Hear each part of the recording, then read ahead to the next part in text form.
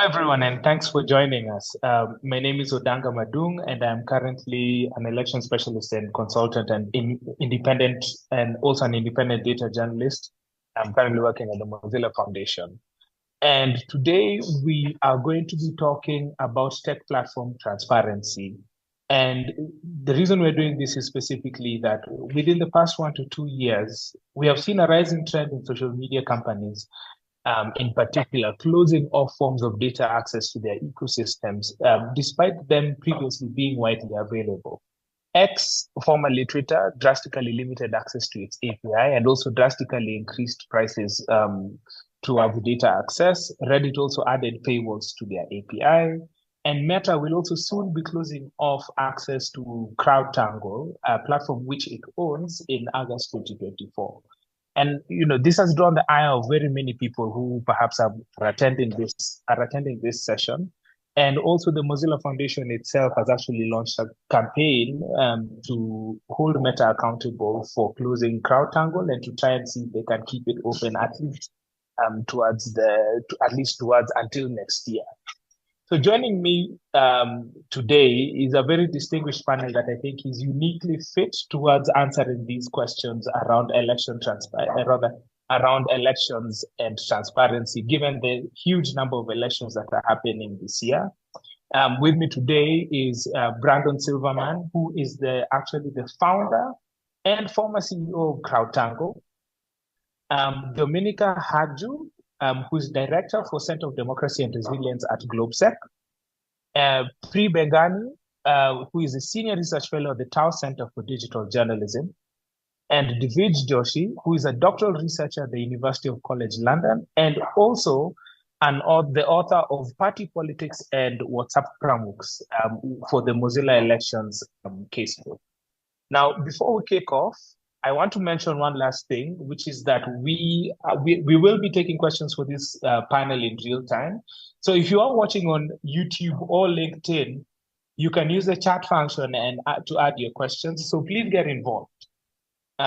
So I'm just going to start off with a very basic question around election monitoring, especially given the context of the mini elections that are happening this year.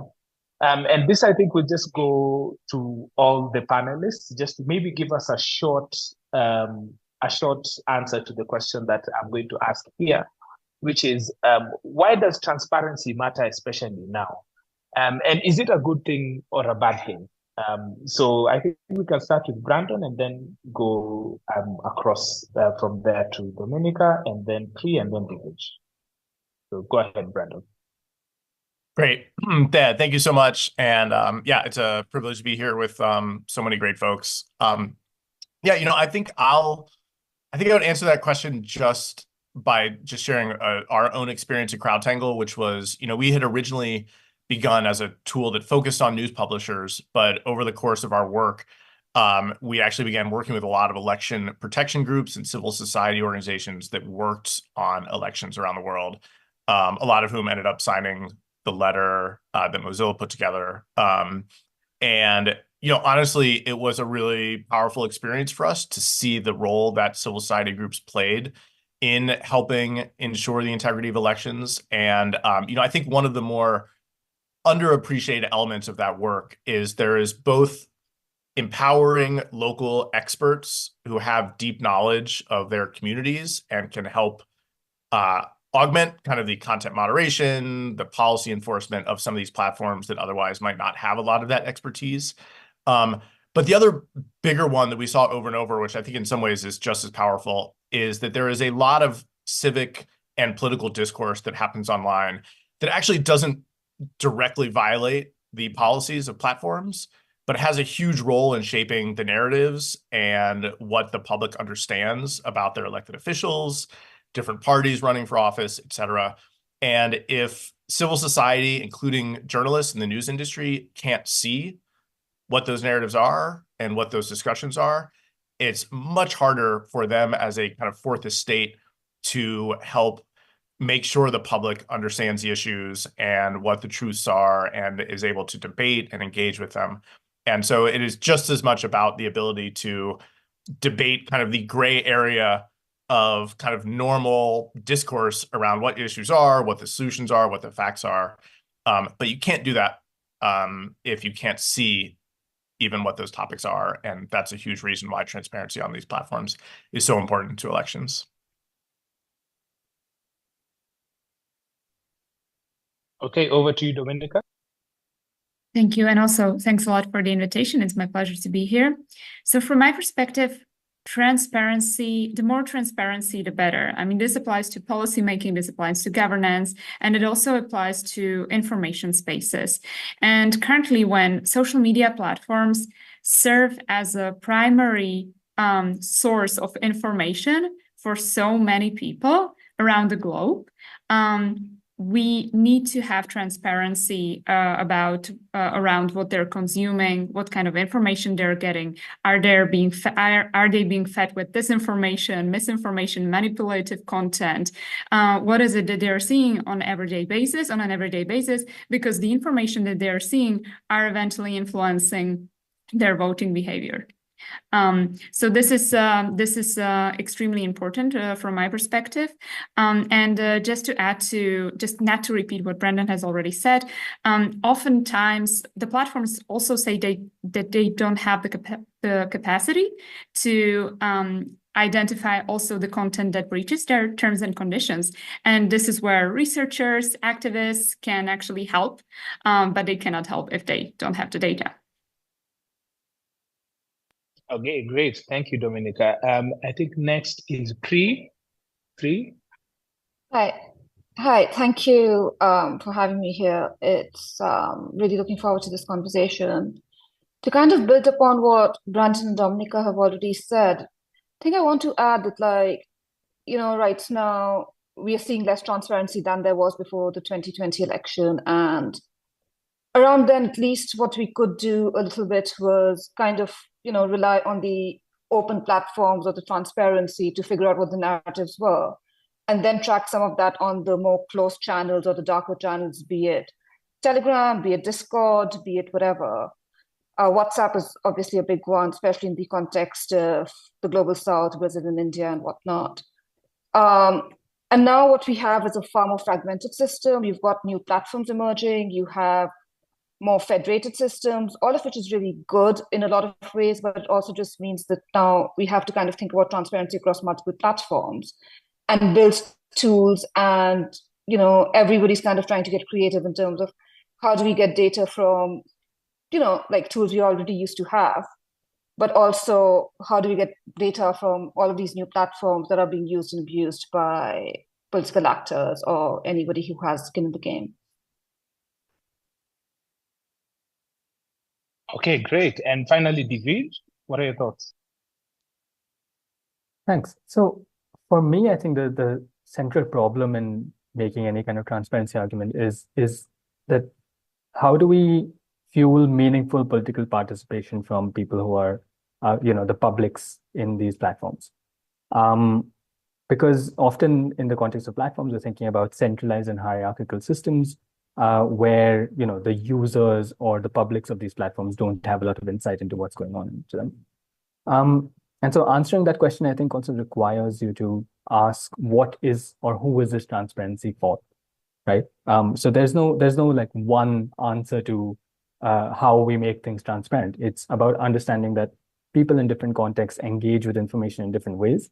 And I guess the thing to solve as such is how do we ensure that the right people, right, the people invested in preserving democracy and accountability, however you want to frame it, are empowered with the right kinds of information to make platforms accountable. And so, in the context of elections, for example, I've been thinking about how independent election authorities, whether international or national, could be empowered with the right kinds of information from platforms themselves, or researchers from civil society, or individuals who are receiving particular kinds of political ads. So I guess any kind of transparency initiative really needs to think very carefully about how do these people frame their kind of political action around the information that they're receiving from platforms, and what can we do with it? Okay, great. And I think maybe just to go back to you, Divij, who is your ideal, who would be your ideal target when we think about transparency within the context of elections? Because you've talked about who is this transparency for, but ideally, who exactly, who are you talking about here when you say when you make such a statement? That is a tricky one. I don't think there's any right answers because there's a lot of nuances about how independent is an election authority or how independent is one set of researchers. And so these are all, very, very deeply kind of political questions. But I think the question, I guess, at a somewhat at a general level, it's also about figuring those things out in an open discussion, right? It's about having the information out there so that we can have contestable discussions about like, what is the right way for us to proceed? What are the kinds of information that we need? And right now, these systems are so black box that we don't even know what kinds of information, say, Meta holds about WhatsApp, right? We don't know what kinds of analytics they're doing. We don't know how the algorithms run at all. And so there's no meaningful way to even have a public discussion about these very closed systems. So yeah, that doesn't really answer your question. But I think it's because we're in such a backward situation where we haven't even reached that first step. Okay, great. And I think just to segue into the next part of our conversation, the big thing that I think has triggered this conversation has been the actions of one big blue company based in Silicon Valley called Meta, and their recent decisions with regards to, very significantly closing the window of access to data coming out of their platforms by shutting down CrowdTangle. And I think this is something that, is something that has gotten a lot of people talking, including us who are within this panel. And it's a part of a much wider industry trend, as we had pointed out within the introduction. And therefore, my question is, why would a company like Meta make such kind of a decision? What motivates them towards doing such kind of things, such as shutting down CrowdTangle? And even when they only opened up access to their new content library, they only made it accessible to academic researchers. So what would motivate a company like Meta to make such a decision? I wanted to direct maybe this question to Pri. Do you have any thoughts around what kind of motivations would lead people to, or rather would lead a company such as Meta X and even Reddit to do such kind of things? Yeah, I think it's, on the outside, we are just speculating. But I think CrowdTangle has brought Meta a lot of bad press because of some of like leaderboards you can see, or you can, just get quick access to, hey, these are the pages that had the most engagement. And I think, they kind of want to clamp down on that. The motivations for Twitter and Reddit seems to be a little bit more both around, circumventing any kind of transparency or scrutiny into their platforms, but also it just seems to be a lot more financial. I think Reddit has realized that their data, the posts from their users, the comments is worth a lot. They can now strike exclusive licensing agreements with the likes of Google for, I think it was 60 million or something. And I think that because platforms have realized that their user data is worth a lot, they can get away by charging for it. And there are a lot of companies that will pay for that, especially for people in the advertising or branding game. Okay, great. And for me, I think one thing I just maybe want to direct also this question to Brandon is, do you have anything to add to what Pri has said, especially around the idea of what would motivate a company like Meta to make such kinds of decisions, especially, them shutting down something that you worked very closely and very keenly on, right? But also over and above that, there's also the question of the kind of access that they are granting. Why is it important for us to consider who does this kind of work? It makes perfectly logical sense that they should give it only to academic researchers. But I read like in an article that you seem to have a problem with that idea. Could you care to expound on some of your thoughts around this? Sure. So I'll kind of go after both of those. So first, I think for me, the important context around like why these decisions are being made is that we had 10 to 20 years of essentially unregulated social media. And during that time, a lot of platforms took on kind of more social good, public interest work on an entirely voluntary basis. But I think that kind of initial era of social media is essentially wound down. And what's happening now is we are moving into a regulated period of social media. And so I think for platforms, almost all of them, I think, are saying, for a while we had these voluntary efforts, and now is a period in which we're going to have to do some of this because of things like the Digital Services Act or the Digital Markets Act. And I think for them, some of them, they probably are like, we're not going to do both. We're going to do the things that elected officials from democratic countries want us to do, and pull back on our voluntary things. So I think that's probably at a really high level, the simplest possible explanation. But I also think the point about, I think there are emerging market dynamics. I think there are political dynamics. I think there are user dynamics that all play into this. But for those of us who care about this work, I think the most important salient thing is that if we want more of it, the avenue to get it is through regulation. It's no longer through kind of hoping that voluntary efforts are going to kind of get us what we need. And then secondly, yeah, I think, my perspective on this is that, and this is very much building off some of the other panelists said, is there are a lot of different types of data. There's some data that has tons of privacy, sensitivity, and concerns, and other sorts of you have to be very careful and thoughtful in how you create access. There's other data sets that have much less of that risk.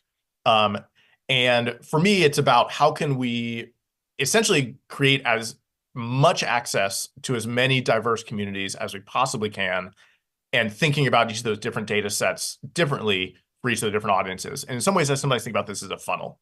What you want at the very top is to have kind of the least risky amount of data you can possibly kind of identify and cordon off, available to as many possible people and as many different communities and users and experts as you possibly can. And as the sensitivities get more important, then you create kind of more careful and in some cases vetted mechanisms for getting access to it. And hopefully those are thought about with a lot of equity and diversity in mind as possible, because some of the normal systems to get to that are not built in super kind of thoughtful ways at the moment, given a lot of inequities in kind of academia and all sorts of other things. So you want to be thoughtful about all of that. But my answer is basically academic access is not enough for the sort of transparency I think we need as consumers and civil society. And we need nonprofits, we need election protection groups. I think we need journalists. All those play incredibly important roles in shaping our public information ecosystems and our democracies. And we need to find some way to provide, even if it's not all the data, some data to all those groups for them to do their work. Yes, and I think, Brandon, you've touched on something very important, which is the equity and diversity of how this data ends up being accessed. But there has been a very clear trend around a lot of these companies, when they do eventually provide some level of access to this kind of data, a lot of it has to be vetted either by some perhaps US institution, or sometimes it's explicitly made only available to institutions that are within Europe or the US. So I actually want to turn to Divij and ask him, what do you think of that? Given the jurisdiction and the kind of research that you do, what is your perspective on the kinds of level of access that is given, and the hoops that perhaps people would have to jump through in order to get these kinds of data, or to achieve the transparency that they're looking for? Yeah, absolutely. I think it's basically symptomatic of a much broader structural problem that we've seen across content moderation and platform governance, right? That the resources that these global platforms deploy and their responsiveness to policy issues is not appropriate to the scale of the problems. We've seen this in Myanmar, we've seen it in Ethiopia, we've seen it in India, we've seen it across parts of the world that you would call the global south. And in the context of kind of who gets to do this research, I think your question's very much on point.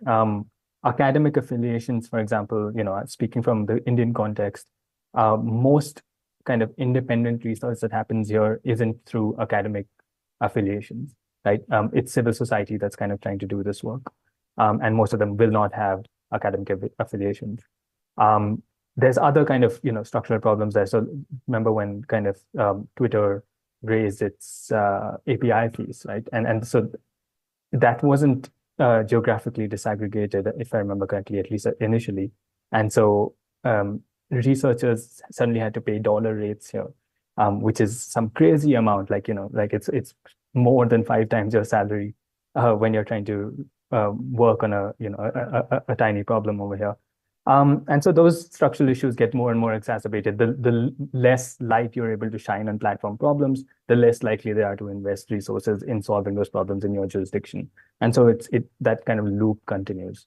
I also think, even at a even broader level, that we essentially should not be dependent on the whims of platforms about the kinds of research that's important to bring light to the failures of. They're never going to have the right incentives to give us the right kinds of information. And so I do think that kind of regulation and standards, whether at some kind of like global level or something like the DSA, is really, really important as a path to move towards.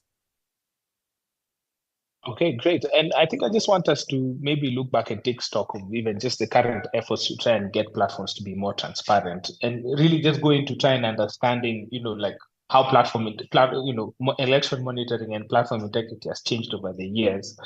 Many of the people on this call are change actors who are also keen on advancing the idea of platform transparency. And I also don't want us to just look at the doom and gloom of it all, but also try to understand, has there been any success within, within the move to get platforms to become more transparent?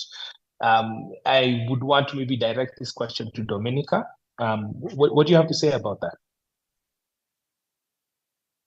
Yeah, so thanks for that. I do think that there has been some progress made, but it's, of course, very, very slow, given that, as Brandon mentioned, we have been with social media for almost 20 years now. But where we're at, especially from the perspective of the European Union, thanks to the Digital Services Act, there are some mechanisms that will help improve transparency at some point. And hopefully these mechanisms then can be also translated and implemented in the other parts of the world.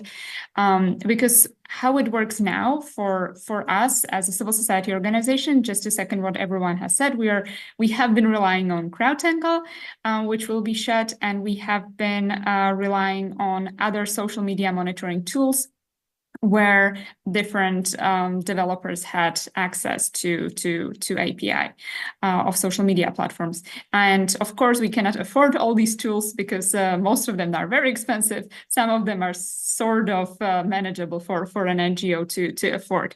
And for single researchers, these prices are usually unattainable nonetheless. So it has been very limited.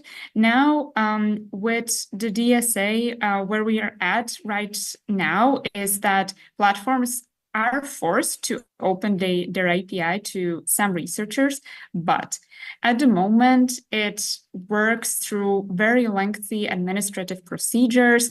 With YouTube, you have to submit a research proposal to get a specific set of data. Same with Meta.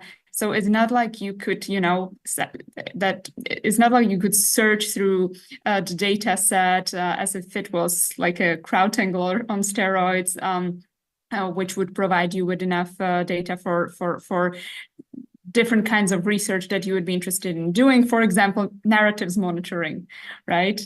This is something that requires a lot of data and a long-term timeline. And within these setups that exist at the moment, you can only do specific research on a specific set of data that you're interested in, and it's still very limited. And at the moment, most of NGOs do not have access to it. So I think this is a huge issue. But the second thing that might improve transparency are those transparency reports. So under the Digital Services Act and under the Code of Practice on Disinformation, platforms will be required to publish more and more data But then what we'll need to have is very skilled data analysts who will be able to dig through the data and actually do some monitoring through that on the compliance. And maybe third, sorry, last thing, actually the Commission just today, they've launched formal proceedings against Meta for potentially non-complying with the DSA, and they also mentioned the canceling of CrowdTangle as an issue for the transparency. Dominika, just a follow-up question, because the EU is slated to have elections, I think, in just a few months, if I'm not wrong. And so my question is the kind of transparency that has been mandated by the DSA upon platforms. What kind of change do you expect it to have within the electoral environment within the EU for the elections that are coming up? Is that something that perhaps you can shed some light on? Because I think that's something for some of the people on this call who maybe might be within election management bodies. Some of them are trying to understand, yes, we're talking all about all this transparency. But a key question perhaps I'm going to ask once again is, what happens after the transparency? What are we trying to achieve here? And so, do you have any inkling as to what maybe we would expect given the law that has been passed? Yes, so one change that already has been implemented is that the platforms are required to remove any content that is illegal in the given country, and there are bodies institutions designated in each member state, which can actually ask the platforms. They have direct contact to the platforms, and they can ask them to remove certain pieces of content which is illegal. But besides that, I don't foresee that many changes for the upcoming elections, because the law has only come into force fully in February. So I don't think there has been enough time to implement it, actually. What has helped in a way is this code of practice on disinformation, where actually different kinds of NGOs and social media platforms and the Commission meet on a regular basis, and there has been this rapid response mechanism launched, where actually also civil society organizations can be feeding the content that, according to them, is breaching terms and conditions and endangers elections, feeding it directly to the platforms who will be responding then. Okay, great. And I think just keeping within the same vein, Brandon, I'd love to hear your thoughts around the significant hope that there is for the DSA to change the transparency landscape within the world of social media platforms. Does it do enough, in your opinion? What are your thoughts on all this? Yeah, it's a great question. So, I think it could, but I think we still have a lot of work to do. So we're currently in kind of an implementation mode in the DSA, and I think a lot of the work of both the Commission, digital service coordinators, but also civil society and academics in helping make sure the regulation is kind of implemented in the best possible form is a really huge opportunity we all have right now. And just to get very specific, and also to put a call to action out there for people joining, is one of the transparency mandates in the Digital Services Act is an article called Article 40.12. And it is for real-time, it is kind of essentially designed to give access to real-time access to public content on the qualifying platforms. It was designed to essentially not be kind of a limited data set that's only available to a very small group of highly vetted, researchers, but instead exactly this sort of function of a data access mechanism that's available to civil society, ideally even to journalists, to a really broad, diverse group of communities. And so hopefully it will have much less strict vetting mechanisms and kind of requiring IRB approvals and things like this. But a lot of that is still to be determined. And so I think the voice of people on this call, in this community, and helping the Commission shape and as well as also digital service coordinators and all the member states helping shape what that provision looks like is a huge opportunity. And just two very last points. At the moment, I believe there's over 12 platforms have launched programs to meet this particular mandate. And they are some of the platforms that have traditionally never offered any data access at all. So things like Booking.com, Alibaba, TikTok, others, you can now go and apply for access to real-time public content.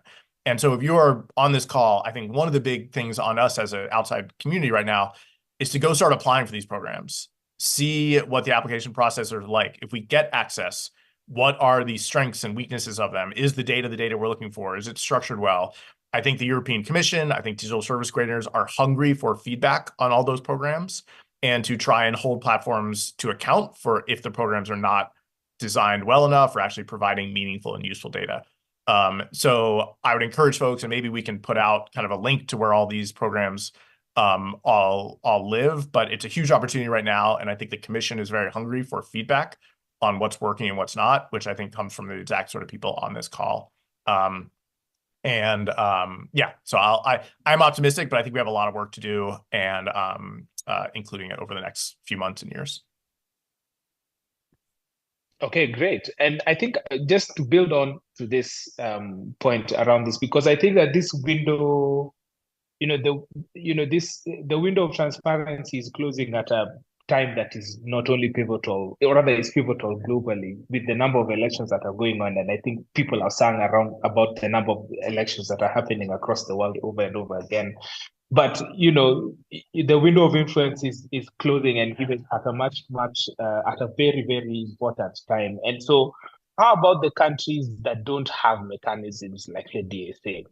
What should they do? Are we supposed to wait for Europe to save the world? I do have a lot of questions around that. So I want to just maybe very quickly move to either Pri or Divij. Both of you are free to answer that question. But again, what are the options for people who are outside the EU to try and figure out this problem of the closing window of transparency? What options do they have at their disposal? Priyanjana, do you want to go first? Sure, I can try. I think the one thing that's kind of been really depressing to watch has been the platforms, implementing things that the DSA mandates, but only for EU countries and not for elsewhere. So, for example, you have the TikTok ad library, but not available even in the US, but it's available for all of the EU and the UK. Same thing with like Meta's ad library and targeting information. It's available for the EU, including like access to all historical ads, but not anywhere else in the rest of the world.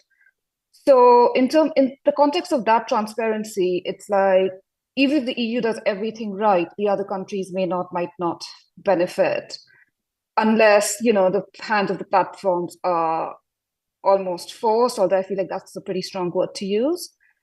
The other side of it is that I know there are folks in other like non-EU countries who are considering applying for things under the DSA to see whether they can get access and to see whether they can use the DSA as a route in to get more transparency, to audit recommender systems and whatnot. Will any of that work? It's, it's too soon to tell. I think, going back to what Brandon was saying, that like, we should all be applying for access in anger and just trying to see what works, what doesn't, what the pain points are, and, like highlighting that so that, the things that the EU are doing that benefits the EU shouldn't just be an EU thing. Like, there's no reason why other countries are, downranked, for lack of better words, in this context.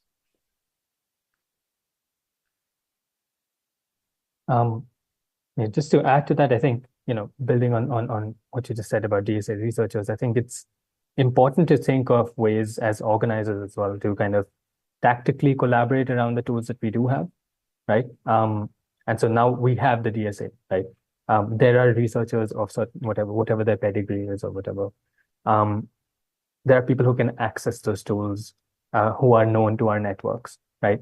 Are there ways of kind of building collaborative systems where researchers where, who can't normally access that kind of information, can send requests to people like that, right? Or you can collaborate on research to get the relevant information.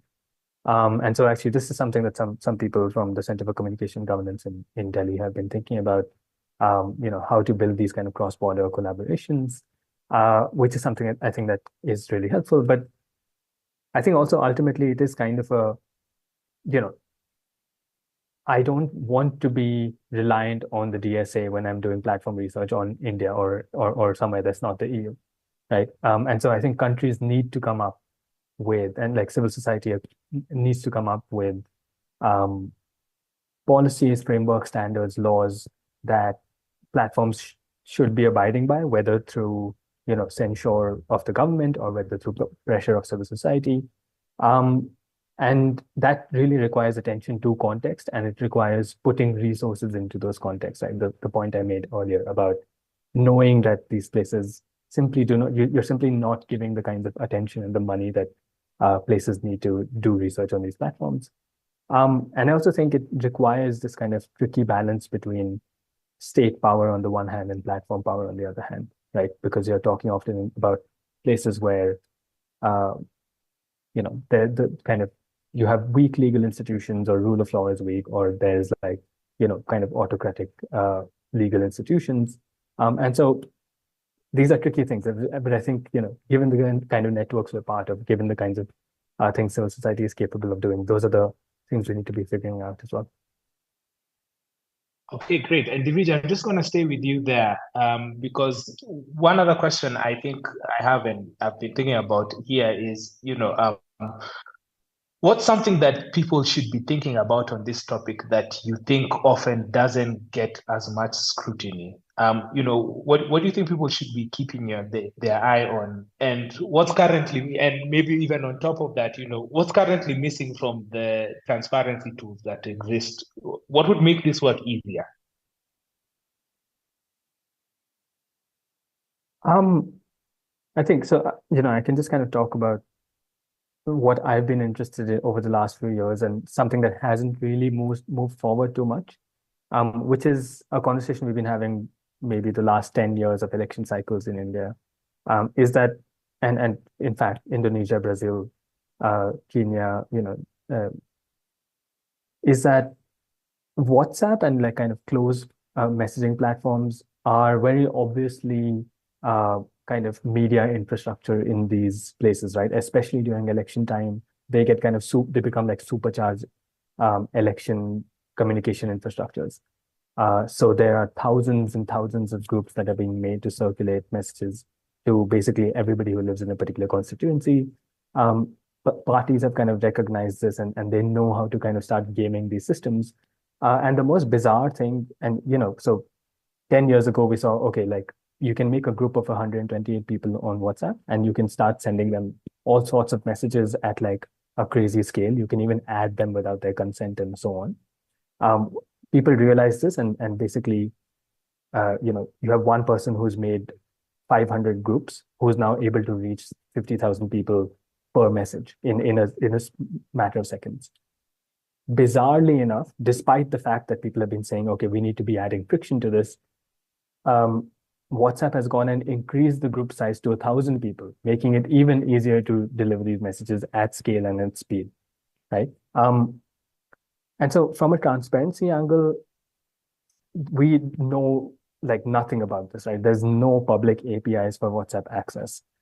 There's no kind of internal information that's released about content moderation policy on WhatsApp. And there is content moderation. Yes, it's an end-to-end encrypted messaging platform, but there are specific things that WhatsApp does know. What it classifies as spam, what is the kind of scale and velocity of messages that's being reached. In fact, they even have policies that say, we won't let this be used by political parties. Now, how does WhatsApp identify what a political party is? And what kind of actions have they been taking in response to that policy? We don't know any of that. And I think that's really scary, given that everybody kind of recognizes that this is such an important media infrastructure. This is such an important platform to be studying, but we have almost no information about any of this, right? And just shout out to some people, Tattle, Digital Witness Lab in India, who are trying to do some of this work. kind of adversarially, and it's very important work, and the researchers who are trying to come up with ways to adversarially figure this out. Thank you very much, Divij. And I just want to maybe open it up to my panel and just ask, is there anybody else that perhaps has what we maybe would call a transparency wish list, right? What would you want to see? What would you want to see with regards to transparency from platforms? Is there anything that people should be paying attention to with regard to this problem that perhaps they're not currently as of now?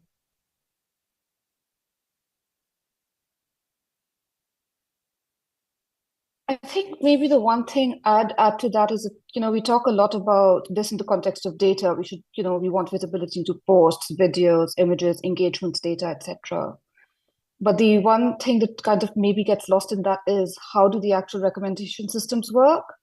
Because you have all of these studies that, like, is YouTube leading people down to rabbit holes? Is TikTok leading children to, or girls to, eating disorders?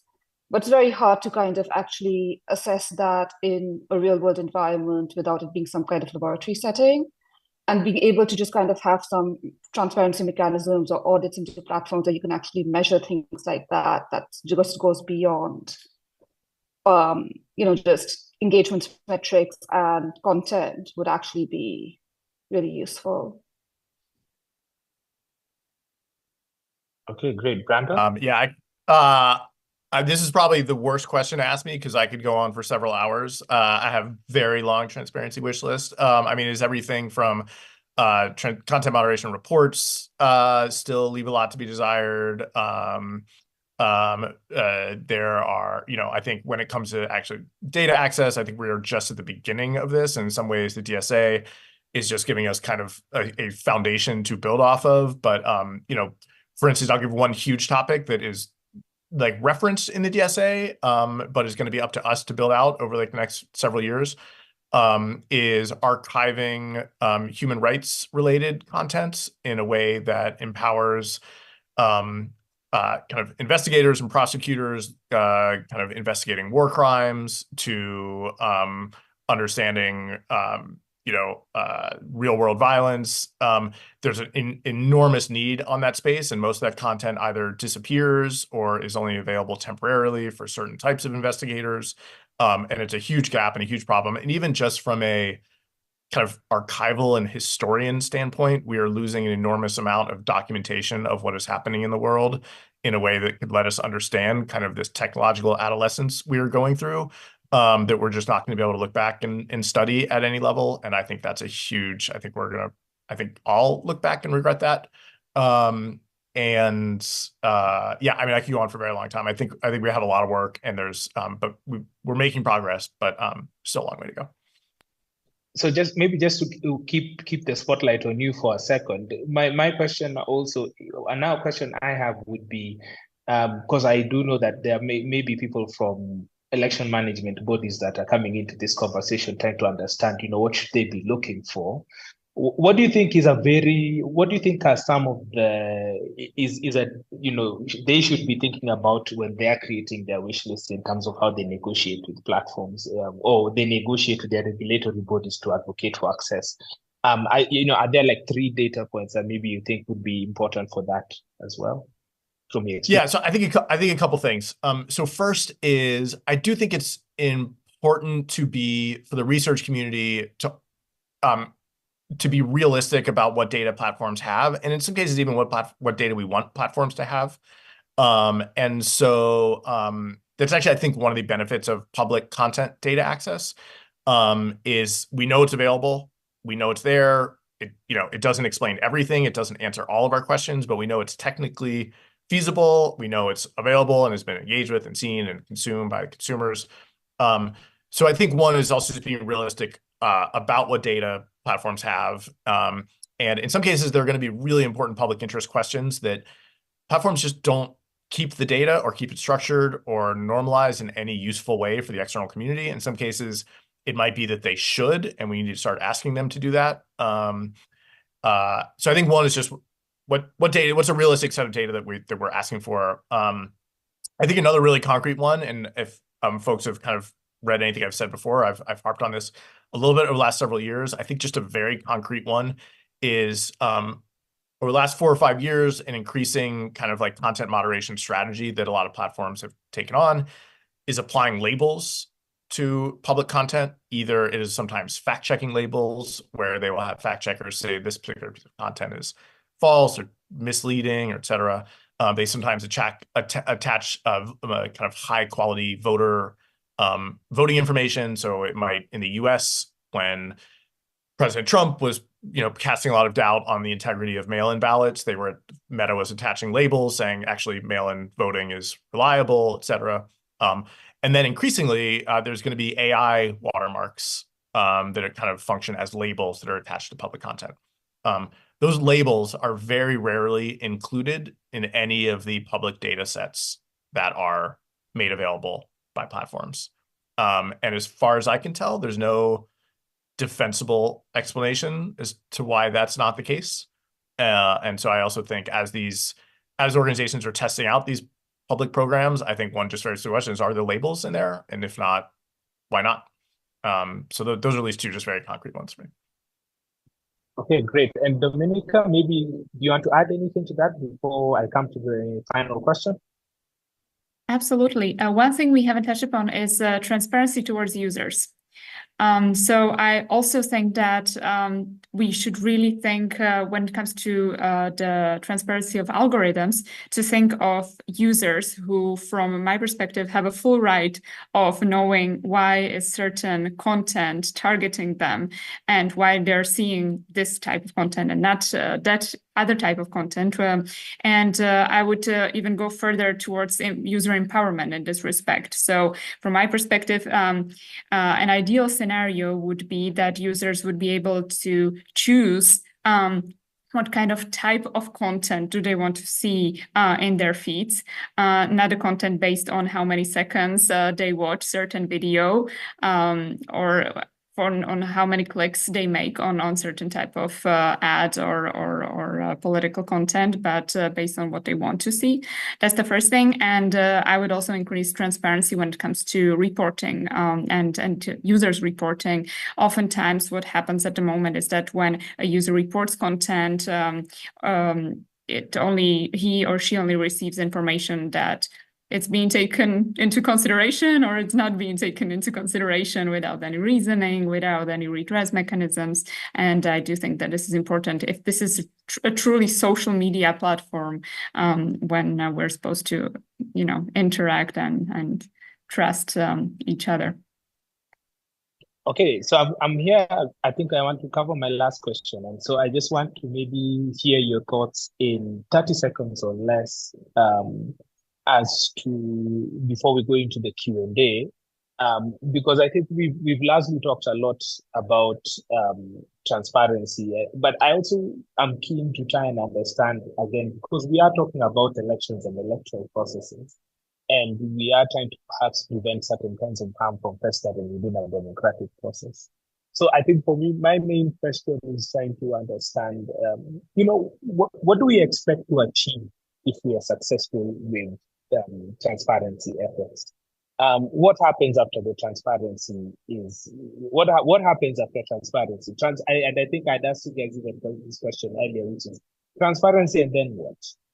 In 30 seconds or less, could you just give a take-home message to everybody that is within this call around why you think, or rather to reiterate why you think this topic is incredibly important and what you hope it maybe could prevent or what it should eventually achieve?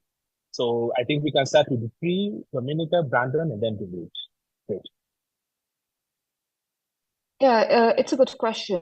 I think I'll do the easy one and just say that it's transparency inevitably leads to accountability, and that's not just accountability of the platforms; it's also accountability of elected officials, campaigns, political parties, and whatnot. If you have transparency, you can measure you can keep track of their narratives, you can call them out on lies. And I also think that as platforms are becoming less and less likely to clamp down on things, just to give you an example, the Meta ad library has started reallowing ads in the big lie. So as those kind of things start happening, I think it's just, more transparency, more accountability. And sorry, I know that's the easy answer. Okay, great, Dominika. Okay, it is an easy answer, but it's truth from my perspective. We also do a lot of monitoring of foreign malign influence in the information spaces. So for our perspective, it would also make it easier for civil society actors, for public officials to actually be able to hold accountable also foreign malign actors, China or Russia, that are perpetrating into our information spaces and spreading information manipulation. So just to add to that. Okay, great. Brandon? Yeah, I mean, I certainly agree. I think the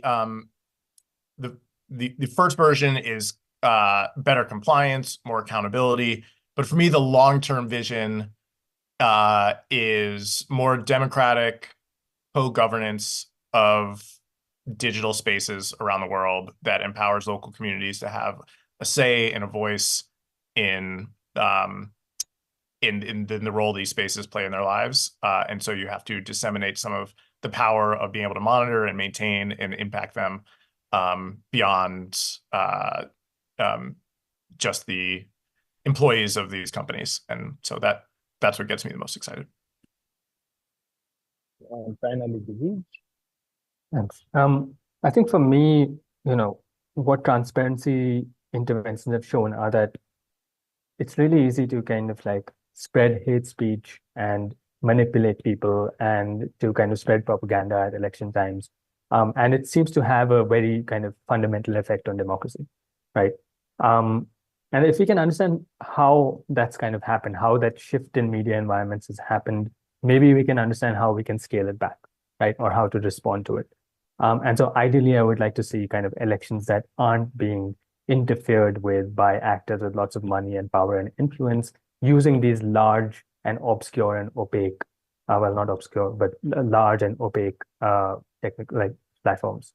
And yeah, ideally, that's the future I look forward to.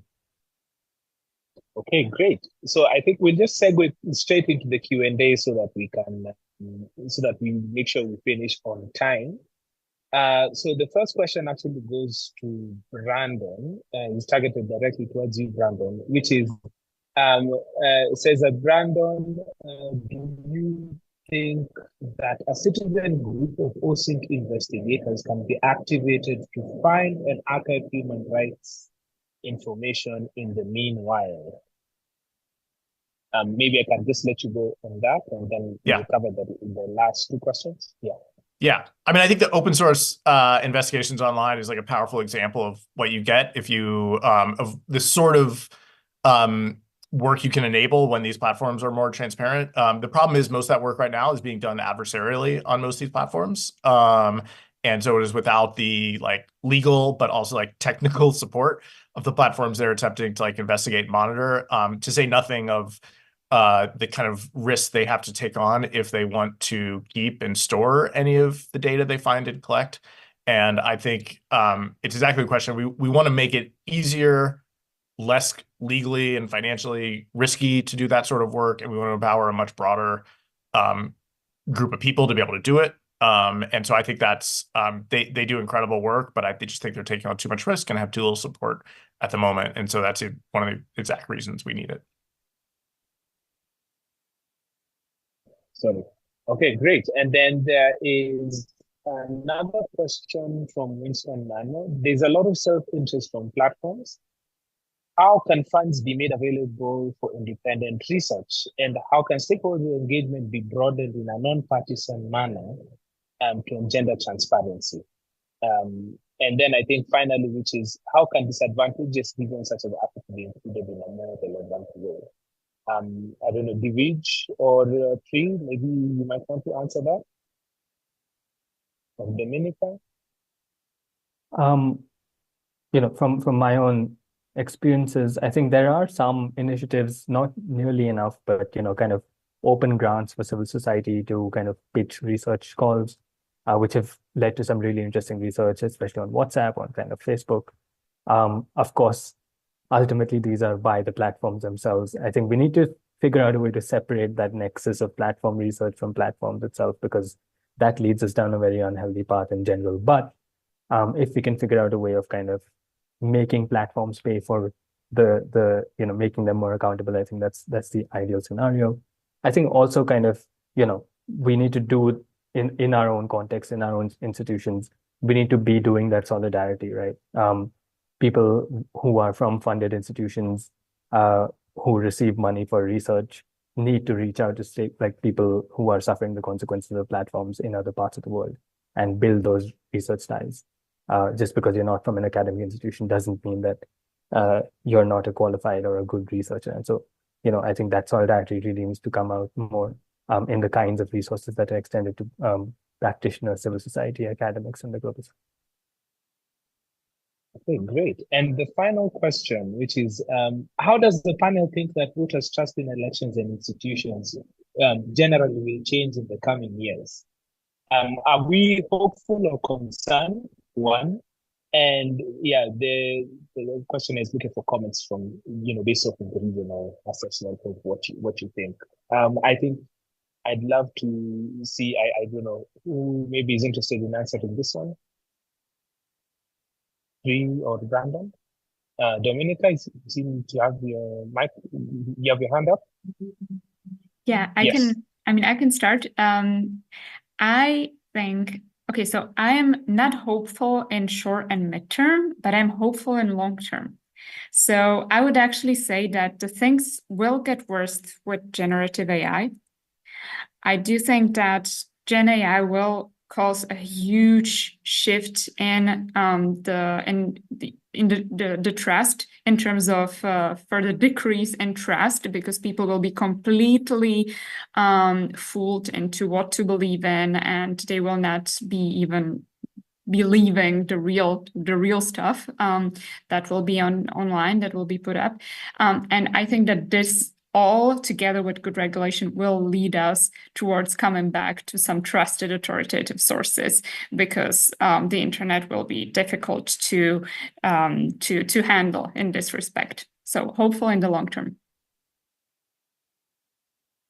Does anybody else have anything to add onto that? I think maybe I think from my end, in terms of how trust in elections and institutions will change, I think it's very interesting, especially coming at a time when we're seeing an increasing attack on election management bodies, especially within disinformation campaigns, where you've got the big lie in America, you've got the situation that's going on also in Brazil, the attack on voting systems like Dominion. I mean, personally, as a Kenyan, I can speak to the fact that we have had problems with trusting our own electoral institutions for a very long time. If you ask a Kenyan, when was the last time you actually believed that the person who won the elections actually won the elections?